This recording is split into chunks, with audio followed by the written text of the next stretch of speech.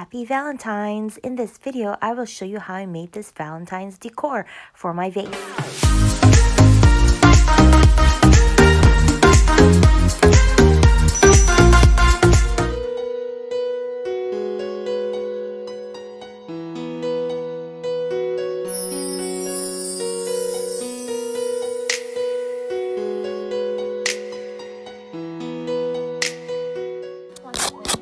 Together.